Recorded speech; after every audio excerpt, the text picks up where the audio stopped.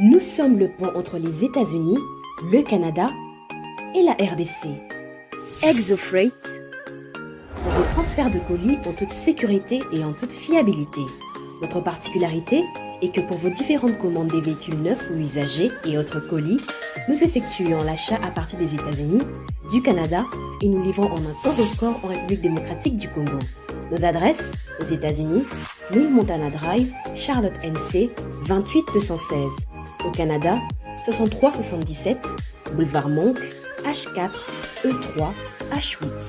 À Kinshasa, au numéro 32, avenue Kitona, quartier Rigini, commune de Lemba, et bientôt à l'est de la RDC.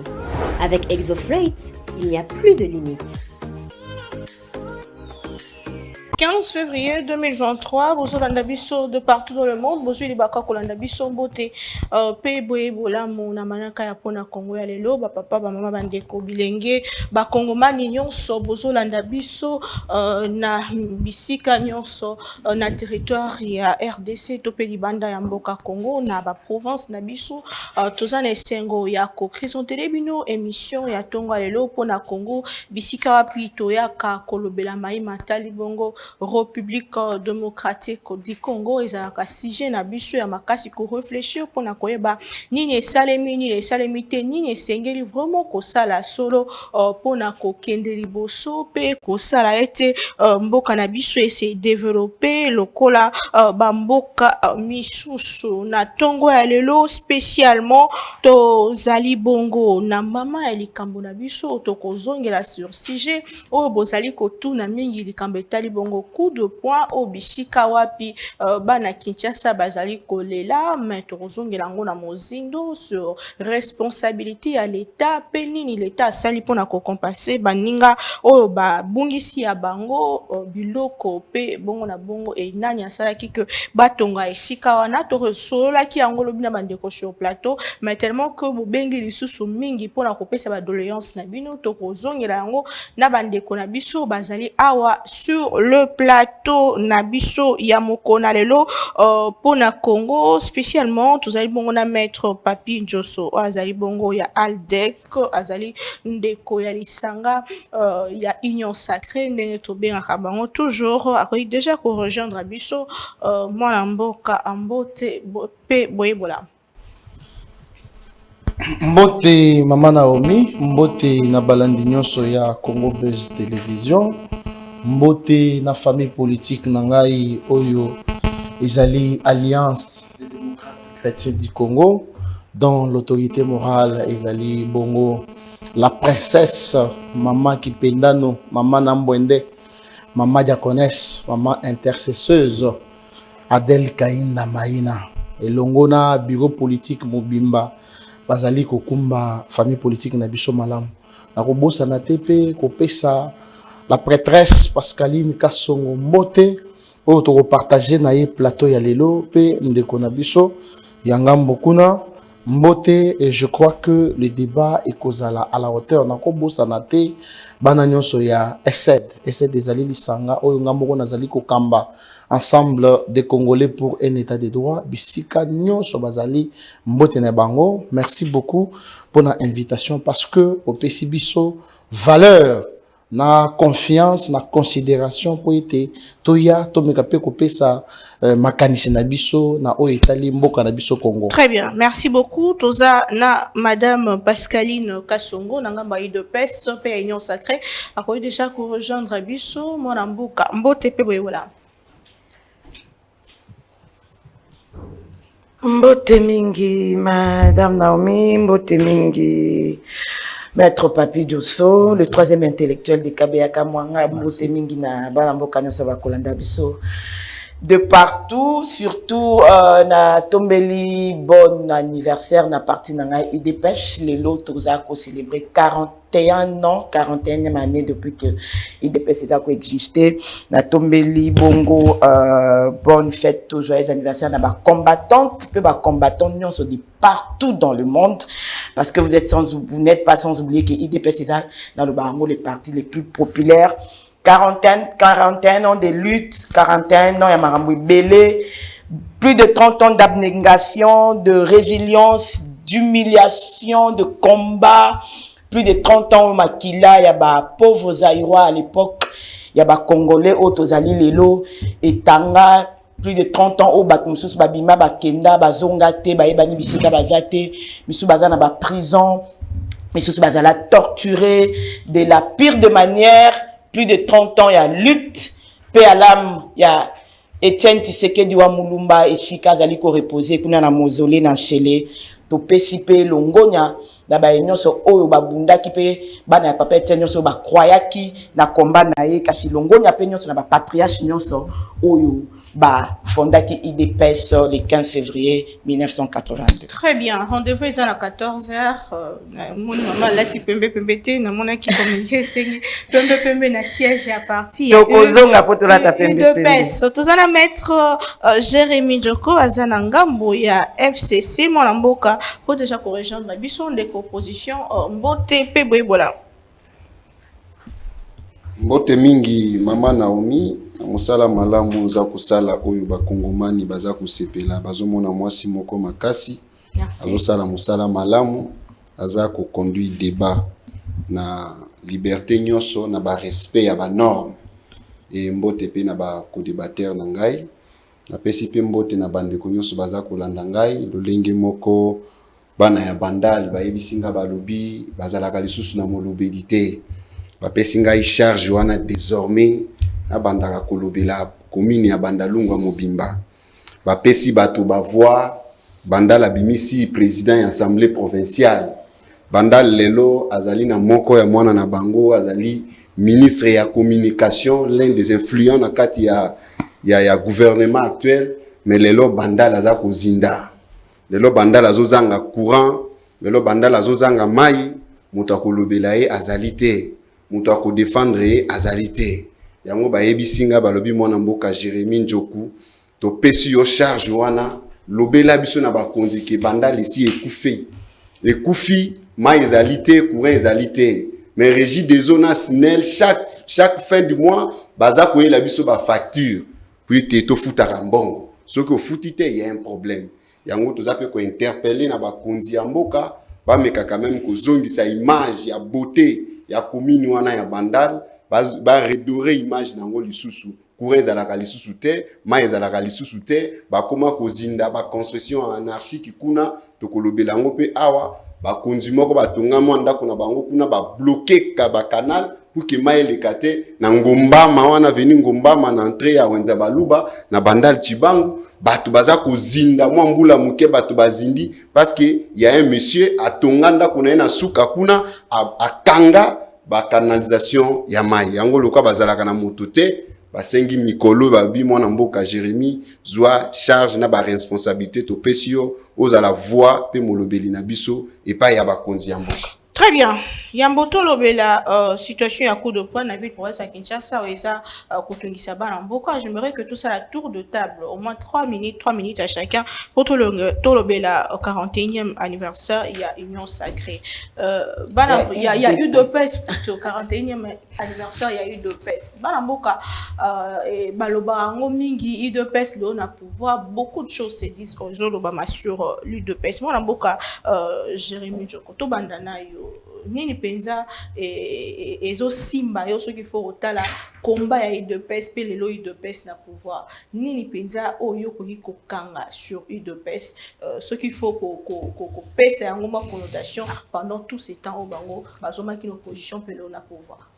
Heureuse mémoire na papa na biso Etienne Tshisekedi wa Mulumba Maman Naomi depuis na simbi poste ya président national ya Ligue de jeunes ya parti nanga ATD na comprendre loko moko ke diriger un parti politique n'est pas facile. Et être responsable dans un parti politique n'est pas facile. Et tant que tu as comme papa Nabiso Etienne Tshisekedi wa Mulumba, abundi bitumba na ye, na lolenge yebanaki, na bandenge mosusu, parce que ngapi na iza na ndenge na nga na monelaki, mais cet état d'esprit, il y a qu'on conduire seulement bateau, qu'on diriger bateau, pendant longtemps, n'est pas donné à n'importe qui. N'est pas donné à n'importe qui, et Zalaka toujours reconnaissant, malgré leur mauvaise politique, malgré les lois bazako ça la sonne, na panda babu mibu et belé, oyo basali lutte pour que ba apporter un plus changement. Les lois oyo, ceux qui papa wana la muki atali, mwana na ndenga zo kumba mboka, atali sima, na ba souffrance ya moneli, na ba passion ya moneli. En tout cas, koki kondimate. Ce qui le papa Etienne Azalaki, premier opposant de Félix, il n'a que papa Etienne Tshisekedi wa Mulumba. Il n'a que tellement azala contre régime oyo ya tilejelu, contre mauvaise politique ya moi anae Félix. Heureuse mémoire, na vaillant soldat wana. Heureuse mémoire, na grand élitiste, oya pesi pebiso ba jeune le courage, to ba ko telemelela, ba continue so ya mabe. Ou ba koya pona ko politique ya enrichissement, politique ya bourgeoisisme, politique yo ya kotonga na mikili ya poto, to telemele la bango. Heureuse mémoire papa Etienne. Histoire de PS Kendana papa Etienne Tshisekedi. Mais c'est là, IDPS ça réalisé soudain. Yo tanga la loi IDPS. IDPS n'existe pas. La vision qui caractérisait ces partis, l'efficacité qui caractérisait ces partis, et aussi la force qui caractérisait ces partis, c'est déjà parti. Depuis Papa Anakenda, les lois IDPS sont autant en IDPS. Au IDPS, il y a pas charlatan. IDPS, il y a les lois, il y a son. Elle fait la beauté, et puis na yebisio, na sepilagana eta, on a la kaye. Azali, moi, c'est mon combattante, beaucoup de respect. Et puis, on a respecté toujours ma femme. Azako bunda, mais azo bunda nanda ko ya mabe. Nanda ko ya bato ya soloka. Nanda ko bato bazako boma lelo république. Nanda ko bato bayo kisi combat ya papa Etienne Tshisekedi soni. Oh lelo soki a lamuki na yebisio alinga za na kana biso atelemela mwana ye na lolinga za kokumba mboka. Très bien. Mwana mboka Papi Josso, zali moko ya ngambu ya Union Sacrée, qu'est-ce qui vous inspire au combat UDPS 41 après le lot UDPS na pouvoir nini bana mboka il faut bakangala UDPS. Est-ce que UDPS ezali le loko ko vision o ezalaki uta époque ya papa Etienne Tshisekedi? Maman Naomi, j'ai été toujours déçu, ce qui Nazali Kokutana Nandeko Jérémy sur les plateaux de télévision. Jérémy, si ces plateaux ont un courage, il y a Koloba. Avant, il y a une question, il y a IDPS, une réponse plutôt. Banda les Ozinda, Banda les Zangi Molobeli, Bana Bandal, Bazali na Mawa. Mais la question que la population a koki kotuna, ou soit bango moko bana bandal o bazali ko landa biso nani akotisi bango na pasi wana ko dinda o bazo dinda wana nani atekela bango ba mapangu po batonga na ba carnivore. C'est le régime. Donc Jérémy, quand vous êtes sur un plateau zalata na mawa pesoni ya population wana. Je reviens na question ya IDPS. Alors, il a beaucoup de respect pour la Pascaline.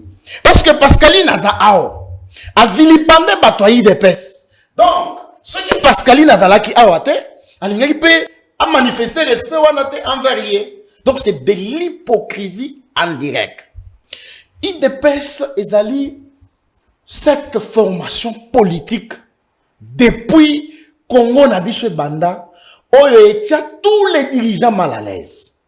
Et Kimisa Mobutu, et Kimisa Kabili, et Lelo, IDPS est en pouvoir. Je me rappelle une phrase. Oyo, papa Etienne Tshisekedi wa Mulumba loba, paix à son âme, et Sika Zali. Une fois IDPS au pouvoir, il n'y aura pas d'opposition. Une fois IDPS au pouvoir, état des droits en marche. Des prophéties qui se sont concrétisées. Aujourd'hui, ce qui est au Tali, état de droit, la preuve en est que Jérémie, sur ce plateau, est libre. Il parle, il critique et il descend. Kale Vazate. Parce que ceux qui ont eu beaucoup, il y a FCC, Lingi Koloba, fan club des commerçants, FCC en sigle. Okomona bakombo kuna, Kalev, Tunda Yakasende, bakombo lokola ba Jean, ba Pierre, na ba Moussus. Les gens très puissants. Oyo soki kaka okosoli aïe, biso ba jeune, to bandai ko manifester dans zela. Tozalaka na occasion tele ya koleka na itando ike pour na ko exposer ba savoir na biso. Mais aujourd'hui, parce que l'UDPS oyazali ko insulter ao, oyazali ko vilipender ao, azana pouvoir, Jérémie est libre, Jérémie critique, Jérémie parle librement et enfin il descend sans que Kale Vazala Simanae. Opposition. Félix Tshisekedi Yemoko, Aouti Koloba Ao. Nous ne sentons pas l'opposition. L'opposition est faible. Ce qui peut otali opposition en haut. Okope sango crédit ni. Nani aza opposant. Moutouté. Donc, nous saluons les combats qu'incarnent ces partis. IDPS, parce que Yangonde Longola biso na dictature ya Mobutu. IDPS oya yebisa muze awa. Barande oyo memi awa. Soki oza na nyongo na bango, zongisa bango na Rwanda, bazongi pa na bango. Muze ayako comprendre sima. IDPS oyo, ayebise Joseph Kabila. Dirigeant mboka na lolenge sengeli. Joseph Kabila boya. Joseph Kabila boma batu.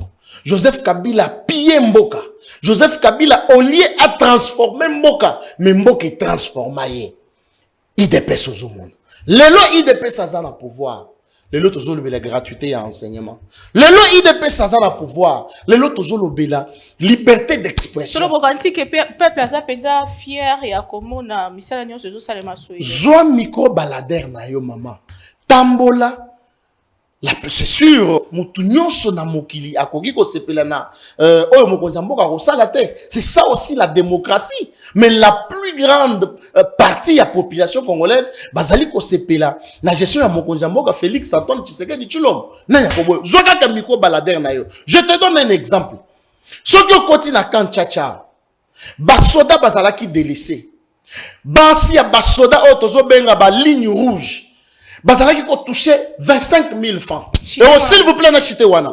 Et aujourd'hui, ba maman ya basoda wana ba piqué crise parce que a commis na guichet, a moni bazo fouté 300 000 francs à bien zambongo na ngate. Il dépêche au pouvoir. Batongi un hôpital moderne na Kanchadj. Félix atongi eloko na privé. Atongi eloko. Okanisi que maman ya bongo oyazo zo soins de santé ofele. Oyazo tangi sabana na gratuitement. Oye c'est que tu sais que salite, il dépêche ses amabe. Donc nous saluons les combats oyo IDPS a mené. Ce qui otuni bango ndenga zolo baboy. Même Joseph Kabila a yebi combat ya IDPS. Place à vendre na Kachamata. Merci beaucoup maman Pascaline ndeko ya UDPS 41 après le lot UDPS au pouvoir. Bozaki makasi na critique, bozaki makasi na hotelemela et oyo esali mabe mingi ezalaki bomo na mwindo eloko elekate bino bozaki toujours côté le lot UDPS na pouvoir. Est-ce que vous êtes fier na bino? Madame Naïmo Ebinga Azara très fière et très fière d'appartenir à l'UDPS. Tant qu'on parlera de la RDC, on parlera de Lumumba, on parlera de Tshisekedi de Lumumba. Oyebi ndeko au maître ndeko Jérémie naza esenga omuno na plateau dans toute liberté yo foto na koko na yo to papa na yo soki azara na liberté ya koya koloba boye ndenge yo okobanda koloba bozo tanga komba UDPS kilikili. Avant on a commandé na ngana tout na olobi bandal ma izo tonda ba na courante ba na kinga kati ma etonda. Na kinga kati kuna kure kendara. Ma ekendara. Comment vous avez pu laisser les gens sans maille, sans courant, ba tondara maille au koma molobel na bango lelo et vous avez construit avec opulence pour vivre dans la quiétude. C'est ça ba bénéficiaire pouvoir aider c'est ça bangout. Ba premier bénéficiaire. Parce que les lots, maman, Naomi, on a tous en suite, il y a battu na CPI, boezo, tanda, ma batba, ok, boloko. Ma premier bénéficiaire à pouvoir IDPS, bango. Banda, l'autorité morale, tinaché. Ya komi molobele ya bandal. Azwa bandal nyonso. Bana bandal nyonso so bakoza ata na makoki na ta bango boye bakende ovanda na kinga kati. Ba misu bafutela bango ba billet so baleke bele bakende ndamu bakefana na kashamata. Comment tata okoki kotonga ndako esika yo ozolala no bilan solali malamu esika bana na oba olala ezindaka mai. Bandal oyo azokoma molobeli lelo oyo bandal wana eza na bandako ka au belge atongaka. 18 ans, on ne parle pas de 18 mois. Hein. Toi tu as coûté 20 ans kaka. Yo lelo comme molobela bana bandal. Bandal oyo wapi. Oui, vous quand vous venez à la télé et vous venez insulter les gens. Ça veut dire que fandi na biso to message na biso bo sabotaki biso mais bo yo rappeler biso que bo salara biso mabe. Mais 4 ans après échanger peut-être hein. Maman Naomi, oui lelo quand tu parles de 4 ans après na Congo normalement to kokai ko banda kolobela ka ko utiliser vocabulaire et réhabilitation T. 18 ans après ici on ne peut plus conjuguer les verbes réhabiliter. On devrait avoir des instructeurs et batouba oya na pouvoir basali 4 ans ba otongande misusu. Tonga to banda koloba peut-être entretien ba lo mora bongo mais réhabilitation T. Pendant 4 ans qu'est-ce que l'IDPS fait? IDPS a zo bambana no madusu oya kuti na ndako mama Naomi. On est IDPS a usé na pouvoir naie encore que l'IDPS n'est pas au pouvoir parce que Félix Antoine Tshisekedi a partagé le pouvoir avec tout le monde. Ça veut dire Moutounio Soawa, c'est Félix Antoine Tshisekedi qui est au pouvoir, ce n'est pas l'IDPS. Au pouvoir, il y a les FCC qui a dirigé avec nous pendant 2 ans. Il y a ce qu'on appelle l'Union sacrée. Ça veut dire AFDC et tous les consorts au Balandi Nassima, MLC et consorts. Quel IDPS aux autres 4 ans après? IDPS a dirigé. Où y a Bissangaï, il y a IDPS combien dans le pouvoir? Tangelanga ba cadre IDPS combien dans le pouvoir? Parce que tu parles de l'IDPS. IDPS a partagé le pouvoir avec tout le monde. Moïse Katumbi, MLC, le Mbembaye, FCC, Bazana Kati a pouvoir à l'Assemblée nationale, au Sénat, de quel IDPS tu parles? Bilan ezali ya batu nyonso awa. Donc quand tu parles de 4 ans, il y aura no IDPS au Tchango à côté. Surtout que le président de la République a dans un régime semi-présidentiel, a dans makambo à kosa yemo côté. Net il est lorsque lui que le président de la République a révoqué premier ministre. Premier ministre a dit wapi. Mais quand vous venez parler de la politique, tout le bélara politique, tout y a parce qu'on vient s'amuser, on a besoin d'insulter Félix Tshisekedi, de parler de Félix Tshisekedi, et puis on commence à dire des blablabla. Mais admettons alors que l'IDPS est au pouvoir. L'IDPS est au pouvoir aujourd'hui. Je pense que Ibara 32 millions d'habitants en Braza, Mouta Bengara Bangote, Mouta Sambisara Bangote, Tilelo 32 millions de Kindate. L'UDPS est au pouvoir. La MIBA, à l'époque, on a injecté 475 millions de dollars pour élever la MIBA. Mouta Sambate, Tilelo Toye Barate Souelike Lapi. L'UDPS est au pouvoir. L'IDPS est au pouvoir, maman. Le régime de Tilejelo Azolobana. L'uniquine aujourd'hui, qui n'est pas l'uniquine. Pendant 18 ans, l'uniquine est resté une poubelle. Oh, mais ma fille, écoutez, les gens, ils vivaient par contrainte pendant 18 ans. Et c'est quand regarde comment on a voulu vraiment saboter notre jeunesse et puis nous abrutir. Fais un tour à l'IBTP. Dans le régime Tilejelo Azolobana. Et l'engrais fait fond à Makalate, hein. Régime à Tilejelo. Quand tu as tout papier Josso, à Satangi Moena qui n'est qu'une isate. Mais il y a le Kassai qui n'est pas construit. Quel Kassai n'est pas construit? Il y a Kassai. Quel Kassai n'est pas construit? Parce qu'il y a un problème. Dans le projet, il y a Kassai, 80% des travaux ont été faits. Il faut arrêter avec la politique. Il y a Koya Kopé sa mauvaise information. L'hôpital de la Mouya, travaux à 90%. L'école 4 janvier, travaux à 90%. Il faut arrêter avec les choses que vous ne dites pas, maman. Zoa caméra na yo kendem Mujima il est là. Parce que moi j'ai des gens qui baouti Mujima il y a 2 jours. De quel Kassai vous dites que Eza construit? Bon, si le Kassai n'est pas construit, parce que vous supposez que c'est la province du chef de l'État. C'est quoi? Yebisangaï, nani, namoba, et pas ba kabila kuna na manier ma soli na katanga, batonga ni kuna. École? Tonzela, il a fait 18 ans au pouvoir, non? Les villages de son père, ici en RDC. On a construit quoi là-bas? Une route au Katanga ici, chez les Balubakati. Qu'est-ce qu'on a construit? Le Katanga d'abord est resté enclavé. Sans chemin de faire le Katanga au Kendetele, parce que le Katanga, ce n'est pas le Bumbashi. Le Katanga c'est Bukama, le Katanga c'est Luputa, le Katanga c'est Luebo, le Katanga c'est tout ça là. Très bien. On a construit quoi là-bas? Et vous venez me dire qu'en 4 ans, le président Félix Antoine Tshisekedi est entré il faut réhabiliter Obino Bobebisaki pendant 18 ans. Après, Abandako Kanisa Siko Kotonga. Tu vois ce que ça fait? C'est ça le mal, il y a qu'à gérer ma bé. Ceux qui ont géré ma bé, nous allons obligés de couvrir nos salaki avant d'abandonner. Merci beaucoup, Madame Pascaline. Tozoa sujet na biso, il y a coup de poing na ville province à Kinshasa. Est-ce que une bonne idée?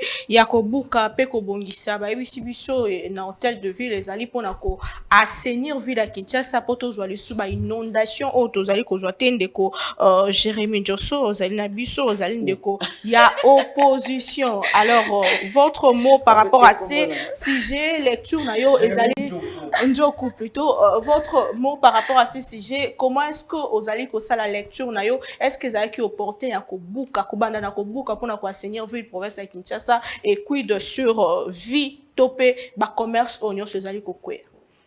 Merci Madame Naomi. Je pense que au moins otuni bandeko mutuna très capital.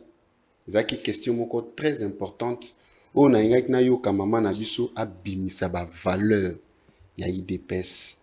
À vendre image à IDPS comme ba conduire mboka na ba émotion à matine émotion à se perdre au lieu que mutuna ezo yano peuple a besoin yano aïe biso quelles sont les valeurs qui caractérisent leur parti à redorer image na occasion à 3 minutes à continuer comme d'habitude na politique ya diabolisation. Na politique na bango ya formol yango zomona ndenge wana bazali lo lengi pe bazo conduire pe pays lo lengi wana. Revenons maintenant na question na yo oyo tuni makambo ya ko démolir oyebi lelo na kanisi ki tolekaka émission moko to sala kango awa tolobaka toujours eloko wana. Madame, il y a un principe, on dit un état ne peut pas préjudicier sa population. Un État sérieux, un État responsable ne peut pas préjudicier sa population. Oyo baza kosala ne lingi koloba nini. Lelo na 21e siècle, tokoki koloba soute construction anarchique. Ceux qui toza kolobango lelo, ils allient parce que tozali na ba kambi. Oyo baza ko refléter image. Il y a 21e siècle. Batikala n'époque ya kala. Bazana no na pongi. Balingi mingi ambiance. Na ba 10 heures okuta bango na ba boîte. Bazote pate pa ba l'ambiance. Le temps d'être concentré, le temps de se donner pour la nation, bango bazate. Nde ozomona ba résultat biloko oyo. Token na démonstration simple. Motate kaka mabele ezali l'État. L'État a placé, autobingo ba conservateur, a placé ministre autobingo urbanisme et habitant. Baza censé à protéger terre, baza censé à vendre tout na ba individu. Bato wana l'État, donc baza ko représenter l'État. Bango wana baza ko pesa autorisation de pour construire. Bango bato baza ko pesa. Siko même État oye na chaque ville. Ils ont un plan d'urbanisation, plan urbanistique dans chaque ville. Au régime où maman zako finga, na ville nyos ya Congo, bazan a plan d'urbanistique. Bango peut-être ba éviter parce que bazan a bango politique ya balabala, ya sanzete. Nde Congo bilalinga ka se référer na ba plan wana. Ou bato bazaki planté comme na urbanisme, ba conservateur, balinga qui va se référer na document wana. Malheureusement, quand on parle de telles questions, on ne parle pas de tel régime à tel régime. Il faut conduire bango ça la confusion te. Tout ça qu'on déplorer comportement parce que un jour biso pe na bango to ko tomber na ba piège ya bongo l'état piégé biso et puis to se perdre. Tout ça qu'on déplorer comportement ya mauvaise gestion. Il y a certains citoyens congolais au bazar ko bomamboka. Bato wana l'état pesi bango makoki azo futa bango chaque mois. Il fallait pas orienter population maman. Population aza expert na domaine ya terre. Ayebite si que c'est interdit ou pas. Des fois certains sont ignorants. Donc population voilà. Tango moto aye. Yo il faut yebise que esika oyo selon plan urbanistique otozanango moto akoki ko construire. Il faut prendre ce courage. Malheureusement bato wana bazaki na courage wana te. Ils ont vendu la terre. Bateki, côté kabateki, population aye atongi. Na mbongo ya mao. Mosusu kuta zwaki crédit. Mosusu kuta zali des comptes final na ya suka ya vie. Abi au lieu que nazalaka toujours locataire, nati ata moi 2 chambres, salon, cuisine na nga awa, na vana na finana na ba na ngai. Fin ya carrière na ye. Un certain matin, bato nyo sacré balamuki. Destruction. Démolition. Chose grave, certaines personnes, même pas alertées, même pas informées. Naïbisaki bande conscience abi communiquer. Quand vous parlez de communiquer, c'est-à-dire quoi communiquer? Communiquer bozo sala kaka na presse. Mais il faut descendre sur le lien. Lelo toza lelo na Kinshasa lelo bayaki awa ba kumisaki ba ko changer mboka Allemagne d'Afrique. Courez à ralsou te maman. Tous un problème, même na Gombe ville, et comment un problème sérieux à courant. Na 4 ans na bango, obazo kumisa. Na Gombe, musika te na ville, na centre ville. Courez comment on ne pamba. Courez à la raté. Mutuso atala qui ne communique on a te de ko gouverner a Tchaki. Avant di bo amona ka bu tracterier, babandi ko buka. Na biloko na bango na kati. Quel degré ya méchanceté? Quel degré ya méchanceté? Démolition. Il y a une procédure, madame.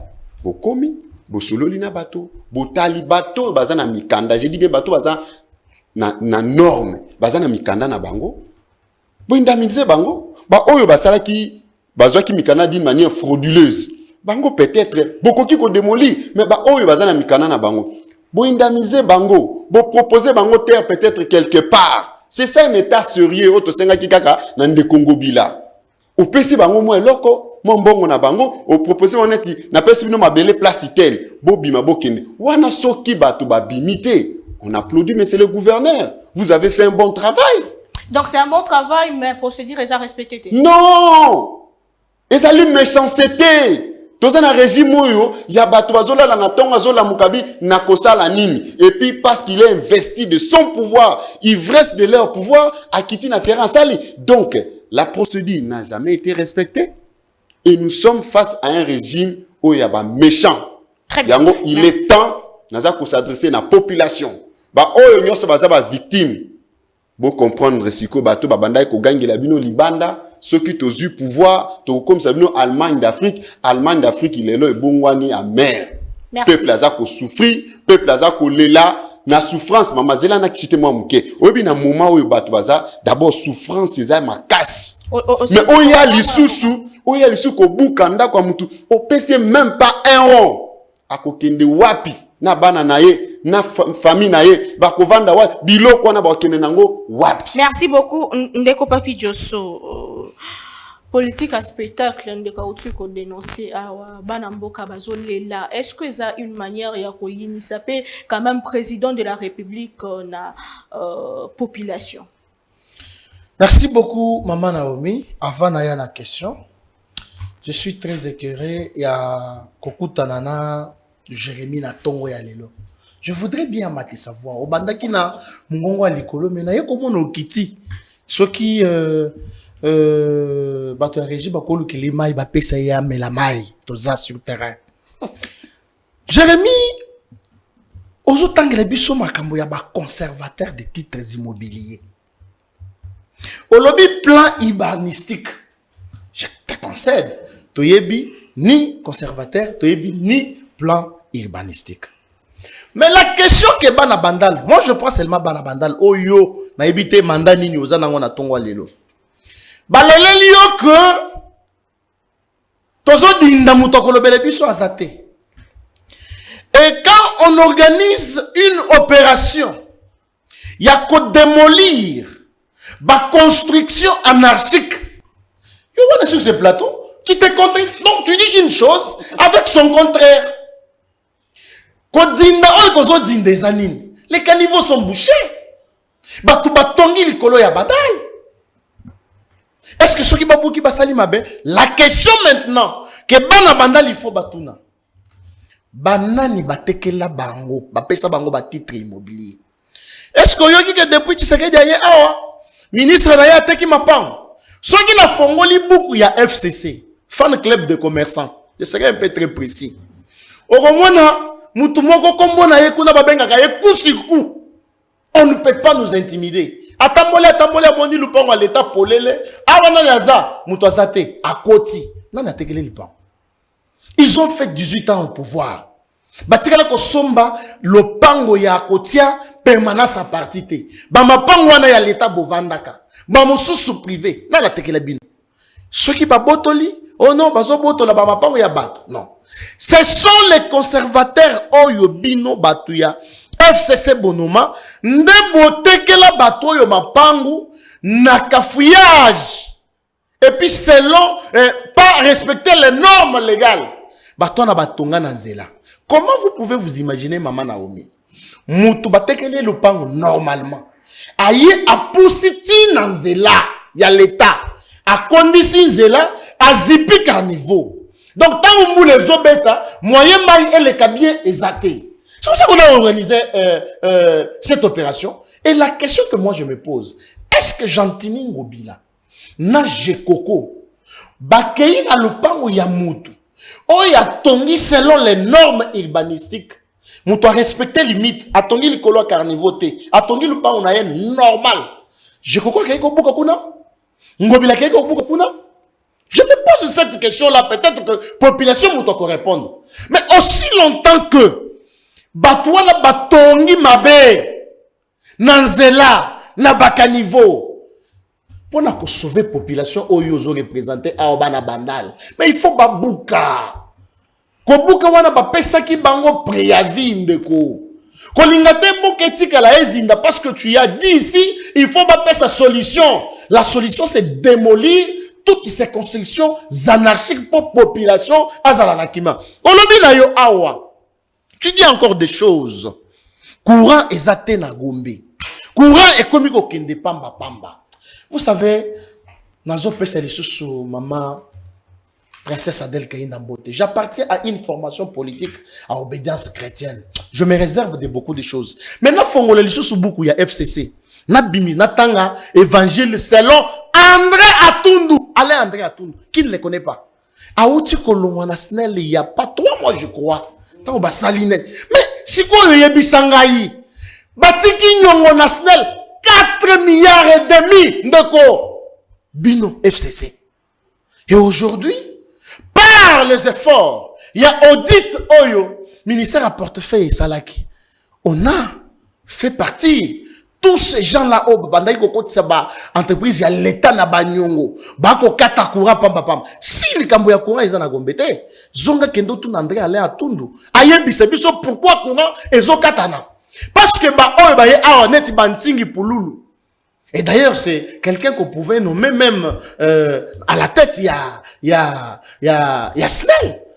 Je n'ai pas compris comment Pouloulou, on l'a mis comme étant administratif. Moi, je sais que tu aussi ça mandat on a que ceux qui m'a commis FCC. Non, Pascaline FCC, c'est pour vous démontrer le travail que nous sommes en train de faire. Pascaline a outu koye bisayo awa. Biso toye, au lieu to tonga, mais tozona nous kozipa maboul oyo bango batikaki.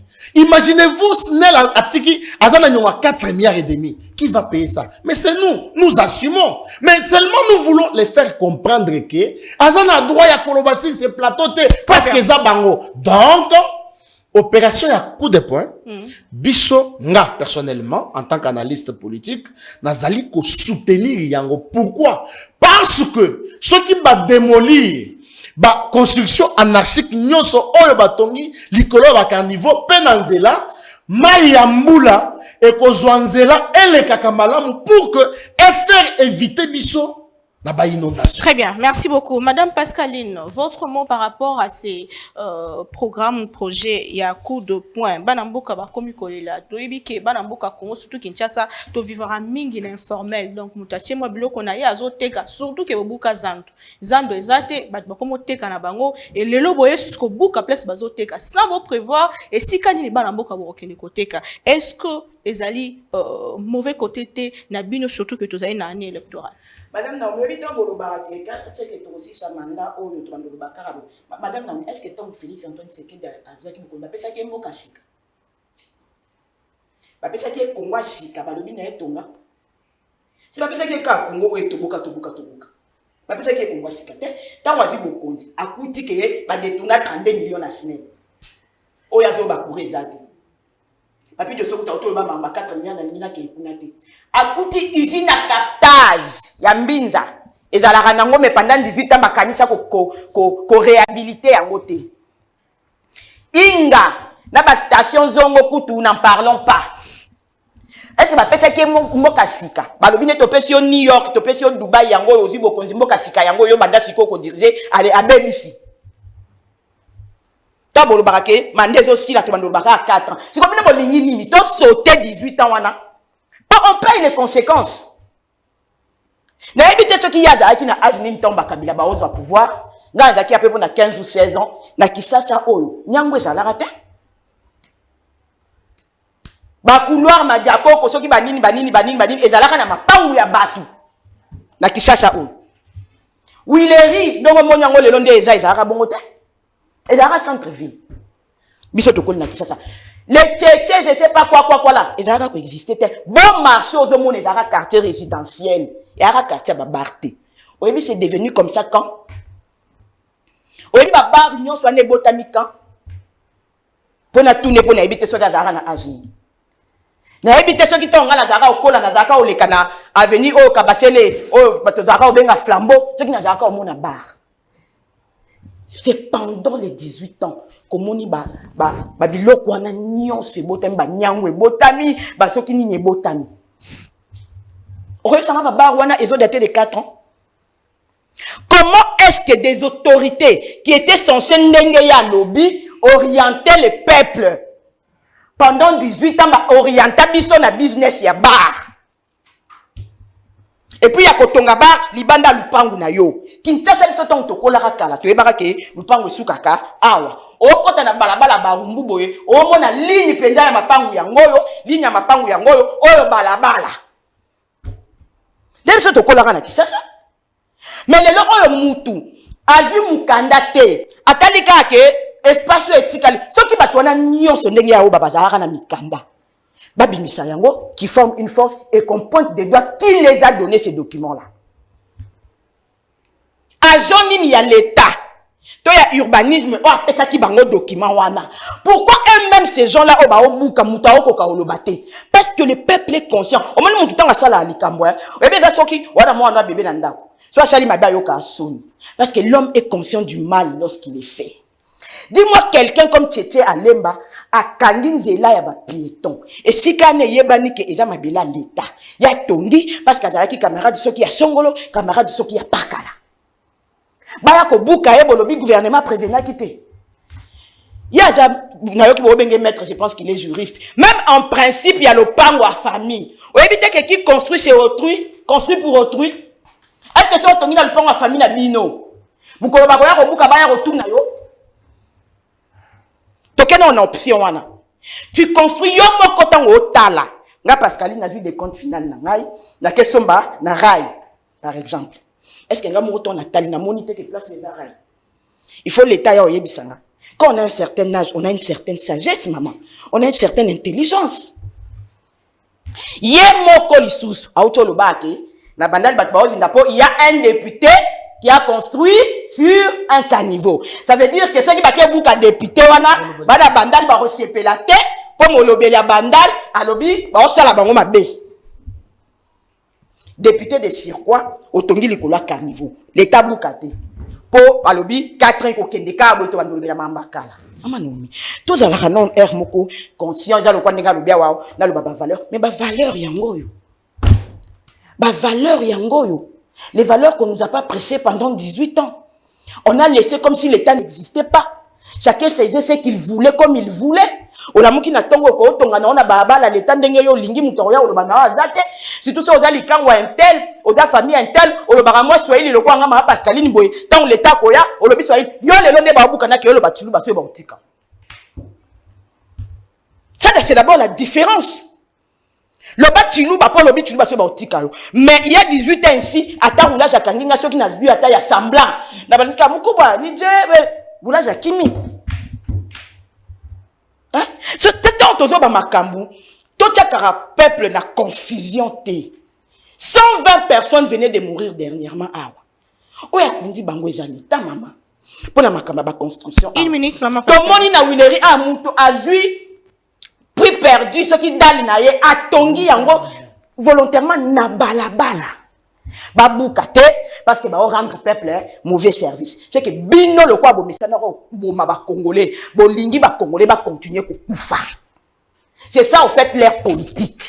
Yonga ba ba ko zonga lisu na pouvoir na mboko yote parce que ba congolais ba se ba kufiaser. Peuple na yebi kezo sala passe. Na yebi keza ba mbongo ya passe. Maintenant kufa na ba batela yo le choix est clair. Ba sala la yo bolabo pour le vivre bien à banana yo. Il y a toujours une manière de gagner l'argent. Dans ce pays, on a vu les marchés construits.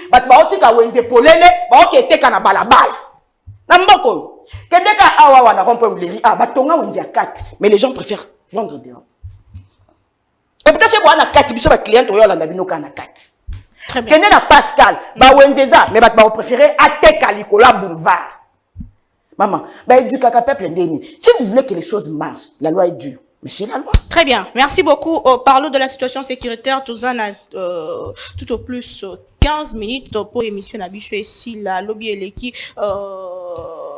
Tout le monde a qui briefé une presse, soit Bissika, tout le monde qui est sous le Cambrétal, bon, situation sécuritaire, il y a Est et République démocratique du Congo, situation EAC, ministre, il y a médias, ministre, il y a médias et communication, avec le ministre Lutundu, là, Bissika, Batali, ça qui est importance, Nabiso, Kozanakat, il y a EAC, mon amboka, Jérémy, Njoku, Toko, Zongelayo, sur le Cambrétal, bongo, appartenance na biso na EAC. Le ministre Christophe Lutundu la qualité importance na biso ya kozana kati ya EAC alors que ba manifestation ils ont kokoba alors que ba tobele bazolo ba il faut que to bima na kati ya EAC. Réponse na yo topé makanisi na yo source. Avant que na nika ko répondre na motuna na yo parce que quand même tana répondre bazami balé na moko na bani d'abord na ndeko omoni culture na bango ba inkilka bango na mtu koganga nde yango na kobimisa sagesse yango nde omoni bazana yango azobanda ko critiquer nga parce que na kitisi mongongo ye comme aza ko mata nde azobimisa makambo ya sagesse nzoka batondi bazolanda baza ko regretter koyoka oya azoloba ezali sonno même nandako même parti politique ni ngezotal baza fier na yete. Je fais sortir de la science ici. Quand je parle des choses sincères et vraies. Différence ngana bango mi balezani. Bango baza ko personnaliser politique. Quand on parle l'état politique, on voit monsieur Tshisekedi. Quand on parle de la nation congolaise, on voit monsieur Tshisekedi. Madame, c'est une personne. Tout comme demain, il ne peut pas être là. Mais les institutions restent.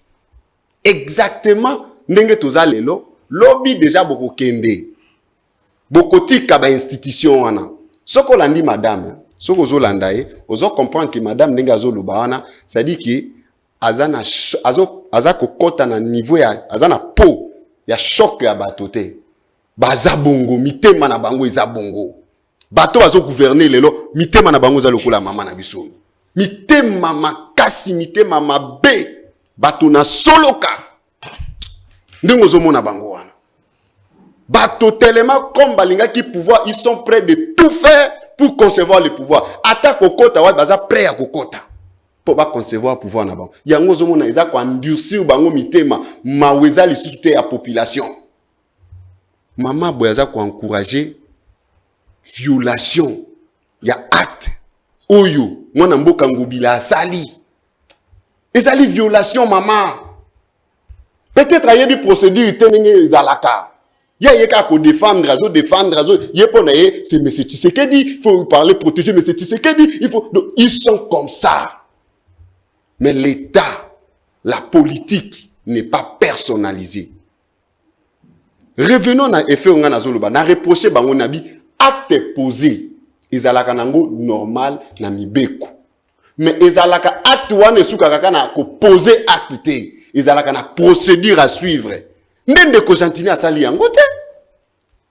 Ezali na bateau bazana mikanda na kati wana peza na bateau so bazana mikanda te. Akutaka terrain batongi ya matisi. Bazali. Izape na bateau l'État tekeli bango. Mais moi je parle na bateau l'État tekeli bango.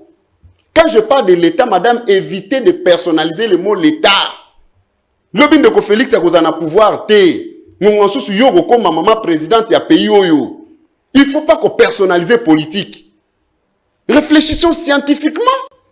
Nazolo bana sens qui non ndenge basalo il fallait l'État ya ko mener ba investigation à procéder na procédure normale. C'est-à-dire que ceux qui battent na futa ki mikana na bango normal, l'État normalement un État serait responsable à co-préjudicier population na été. Il faut toujours koluka ko alléger peuple. Peut-être mutatonga inda connaît $10,000.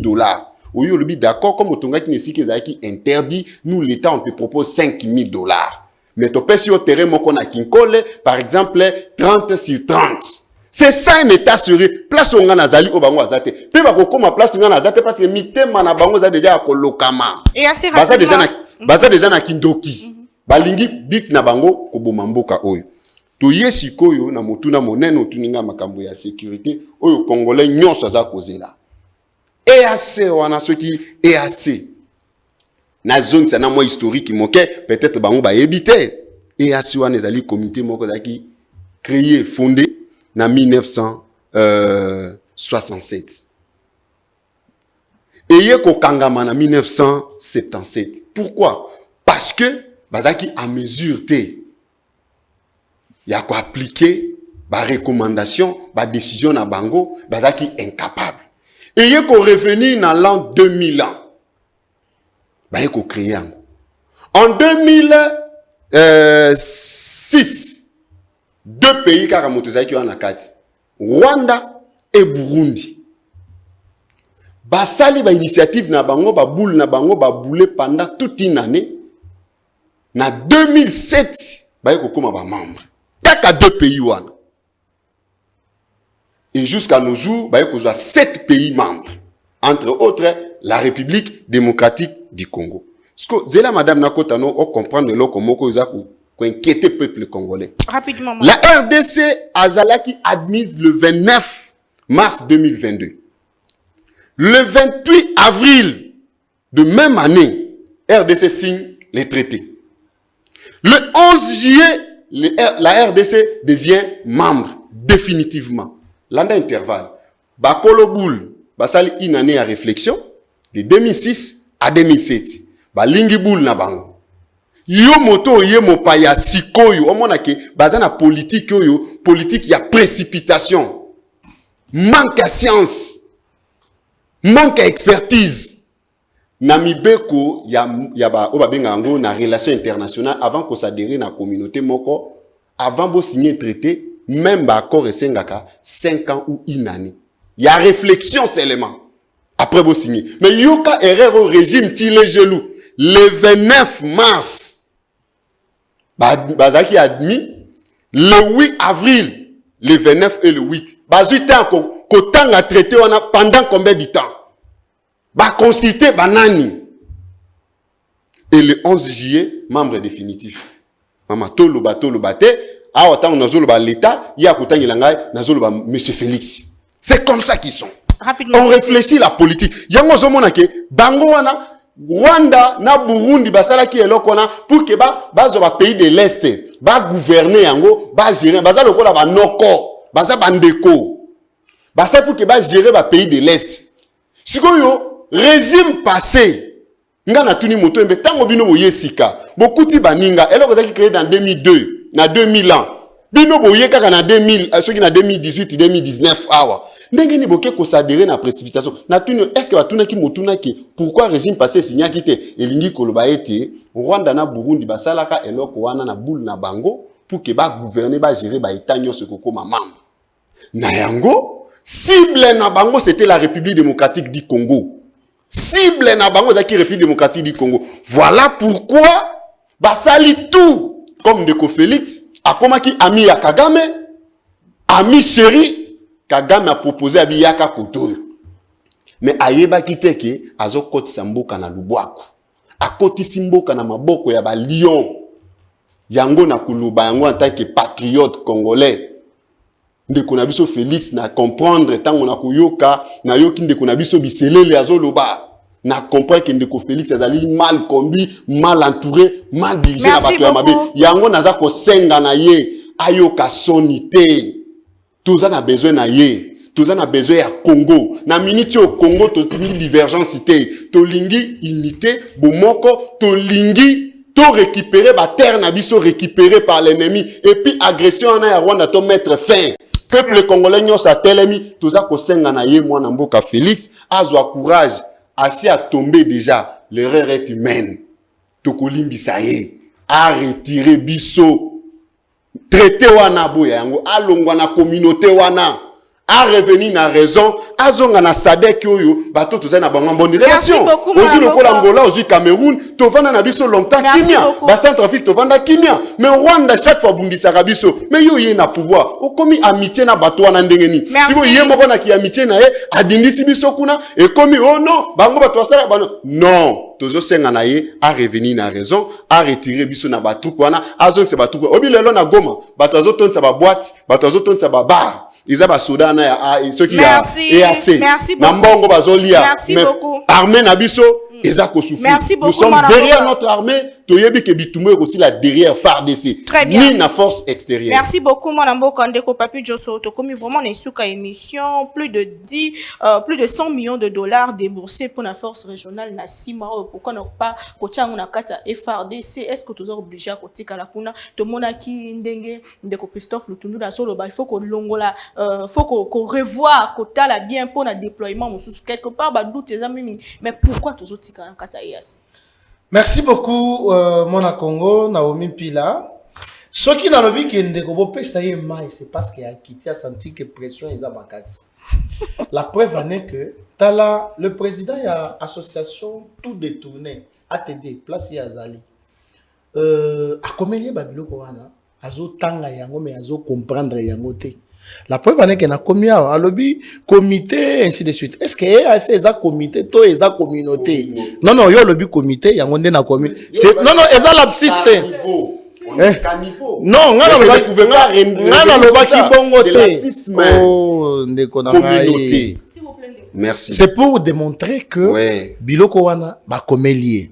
Mais la fongola lisusu beaucoup, il y a FCC. La fongola beaucoup, il y a FCC. Nazwa siko Jésus na bango ayebi kombo na ye. Jésus na bango akotisi mboko na libulu na kati ya buku ya FCC. Soki asalaka ba recherche ndenga zolo bwana ba komeli ete. Nous avons un professeur qui n'est pas mort, qui nous a révélé à partir d'abord de la Kabylie père. La Kabylie, je parle bien de la Kabylie. Bayana ba Rwandais awa. Parce que Afdel ezalaka ya Congolais te Musée azaki na ye porte-parole. Mais ces gens-là sont venus ici. Ba signer accord au babengi les mères. Et dans cet accord, nga nazolo babiloko izo utana mutu, nazo tangate na papier ba komelingate. Dans cet accord ce qui otangi na article 4 na yango. Il est dit que la RDC a concédé 300 km ya bater na ye na groupe rebelle M23. Ce qui otali ba concrétiser yango ndenge nini? Ndeko oyo na fan club de commerçants FCC bazui M23 ba komisi yango parti politique membre ya FCC. Il a le courage de parler sur ce plateau. Est-ce que ndeko a yebi histoire? Le prof nous dit ceci. Au mois de mai 2012, la RDC et le Rwanda se retrouvent à Rubavu pour signer des accords. Quels sont ces accords diaboliques? En présence d'un ancien président nigérien, Obasanjo. Et les deux parties conviennent quoi? Que les services de sécurité rwandais entrent au Congo, planent sur les sites miniers, ba service ya renseignement ya Rwanda, bakota na Congo, babanda kotambola likolo, ya basite minier na biso. Pendant que biso ba Congolais ba Kolomboka, toko lala. Dans le même accord, monsieur, je suis un avocat, il faut aux alana respectant avocat. Les incompétents. À la barre, on parle comme ça. Les incompétents. Et alors, dans le même accord, on admet que l'armée rwandaise a cautionné la frontière na biso pour sécuriser biso. Voilà l'infiltration. Voilà où tout a commencé. Et aujourd'hui, parce que dans l'Alliance des démocrates chrétiens du Congo, Tobenga Félix Tshisekedi, le Josué du Congo, alors le bébé puis azo dérangé ngai. Et donc, pour citer, parce que le but n'a tika une minute, biso nyonso, tozana posa to se retirer na EAC. Pourquoi? Parce que, non, moi je suis un démocrate. Merci. Parce que nous avions cru que Batouana Tango Bakoya, Bakosa la mission, parce que biso tozape est partie prenante na communauté wana. Et récemment, vous avez vu l'intervention du président de la République, très furieux, devant ces généraux, ces chefs d'état-major kenyan. Oyo, bazo sala musala, ndengelo bangalite. Que faire? Un bon président de la République, un bon chef d'État, avec trois options. Option alboso est la diplomatie. Option ya mibale est la négociation. Et option ya misatu est la guerre, ou soit affrontement. Et donc, président Tshisekedi étant aigle, tozana nous na première phase, tozana nous na première option, parce que c'est lui qui est le garant de bon fonctionnement de l'institution. Donc, parce que Yemouto Memibiso na EAC, c'est lui qui va voir par rapport aux résultats où ils ont sur le terrain, ils ont satisfaisant. Et ceux qui ont dit peut communiquer na bango oya Nairobi, il fallait que les chefs d'état-major se retrouvent na Nairobi. Bakutani kuna. Communiquer wana toko sepela na yangote. Biso tango tozo ya azolo ba toko misabatu. Toko misabatu te. Tozo lo bela mboka. Donc aujourd'hui là, il est opportun, il y a qu'on se retirer de cette fameuse communauté EAC pour sauver l'Est Yambo Canabiso. Pourquoi? Parce que nous avons une très grande armée. Plus de 150 000 hommes. Mais Rwanda, comme un pays mouké, Aza 40e, Biso Toza 8e. Merci beaucoup, Ndeko Pascaline Kassongo. Émission Nayo, émission Silimon Namboka. Quelle analyse Facebook na partage, il y a gestion à partie, il y a Nord Kivu, na armée, il y a la force régionale, tout le monde est communiqué, Bimine, Kaboli. Est-ce que Zali plan et la balkanisation, qu'est-ce que nous retient dans Katia et c'est aussi dans nos émissions? Madame Naomi, malheureusement, l'émission Naomi Sili, j'avais tellement à dire, mais je ne sais pas qu'est-ce qu'il a dit. Alobi qui est toujours personnalisé, à politiser le débat. Mais qu'est-ce qu'un ancien militaire, ce qui plan la balkanisation de Mouloubi et pour à ses côtés, qu'est-ce qu'un ancien militaire, il y a RDF, est venu faire en République démocratique du Congo et devenu président pendant 18 ans? C'est pas moi qui le dis, c'est Kounda Batoire qui le dit. Un ancien militaire, porteur d'armes de M. Kagame, qu'est-ce qu'il est venu faire en RDC et a dirigé la RDC pendant 18 ans? C'est pas moi qui l'ai dit, hein. Il y a des vidéos, Kounda Batoire et Kende Beta na Google. Il dit que si on lui traite lui des Rwandais, mais nous avons avec nous ici un ancien militaire, il y a armée rwandaise qui nous a dirigé pendant 18 ans. Vous parlez de la balkanisation aujourd'hui à cause de l'EAC. Mais que les gens à la maison réfléchissent. Vous avez vu depuis qu'on a commencé à lutter, avant même qu'on ait une EAC Wana. C'est lui qui nous a dirigé ici pendant 18 ans. Il paraît qu'il aime beaucoup les Congolais. Il a dirigé pendant 18 ans. On est à karaté, à sabotage. Ça veut dire, je m'en fous de vos problèmes, ça ne me regarde pas. Vous l'avez consulté à Boy? Est-ce qu'on doit les consulter? Quand Mouzitou parle, il donne un plan. Quand Martin Fayoulou parle, qui va les consulter? Ils n'ont pas de mêmes Est-ce qualités, qu'on doit le considérer? madame. Il est sénateur à vie. Il est sait quoi censé à faire. ne pas parler pendant que Il M. est- Félix il est est- au pouvoir. Vous ne il sait connaissez quoi rien. faire. Il est un Un compatriote ancien président ne congolais contredit et jamais il celui qui est peut au pouvoir. donner Oyebité, Il oyebité. peut son Tolérance, avis. s'il vous Ça plaît. c'est la loi, ça c'est la loi. Il ne peut pas parler, il ne peut pas parler de la politique. Ça c'est la loi. Non. Lui il est président. Il ne peut pas parler pendant que l'autre président est en exercice. Il ne peut pas parler, madame. Vous ne connaissez S'il pas. vous plaît. Vous ne connaissez pas. Il faut la recadrer. Il faut la recadrer.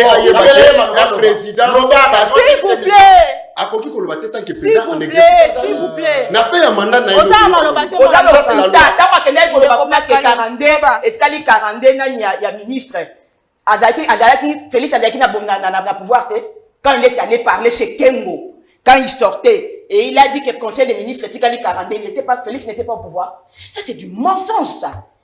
Qui lui apprend ça? C'est lui qui les a dit de ne pas s'enrôler et qui est allé pour Maniema pour chercher à s'enrôler. Mais il a parlé, non? Vous avez écouté. C'est un compatriote soi-disant congolais, bien qu'il est ancien de l'armée RDF. Qu'est-ce qu'il fait des Congolais? Les gens qui connaissent les tenants et les aboutissants de cette guerre d'occupation, de ce que vous appelez balkanisation, sont vivants. Ils l'ont conçu et ils savent comment ils font. Ils ont défait le M23, ils l'ont mis en recul et Bango Moko Baye pour ressusciter Yango. Ils savent. Arrêtons de faire des débats ici parce que les gens qui ont vendu ces pays, nous les connaissons. Très bien. Et ils sont encore là en train de nous matraquer. Je pose seulement la question pour finir ton émission. Qu'est-ce qu'un ancien militaire de RDF est venu faire au Congo pour nous diriger pendant 18 ans? Et vous me parlez de balkanisation? Mais allez lui poser la question. Très bien. C'est la fin de l'émission pour la Congo. Merci Ndeko Jérémy Njoko. Merci Maman Pascaline Kassongo. Merci Ndeko Papi Josso. Tokutani très prochainement. On a invité Moussoumet toujours avec le même plaisir. Tolinga Congo, Totonga Congo. Mingi Tobati l'intégrité territoriale Lamboka Nabiso, le Congo avant tout. On se retrouve demain pour la Congo. Au revoir. Nous sommes le pont entre les États-Unis, le Canada et la RDC. ExoFreight, pour vos transferts de colis en toute sécurité et en toute fiabilité. Notre particularité est que pour vos différentes commandes des véhicules neufs ou usagés et autres colis, nous effectuons l'achat à partir des États-Unis, du Canada et nous livrons en un temps record en République démocratique du Congo. Nos adresses aux États-Unis, 1000 Montana Drive, Charlotte NC, 28216. Au Canada, 6377, Boulevard Monk, H4, E3, H8. À Kinshasa, au numéro 32, avenue Kitona, quartier Rigini, commune de Lemba et bientôt à l'est de la RDC. Avec ExoFreight, il n'y a plus de limite.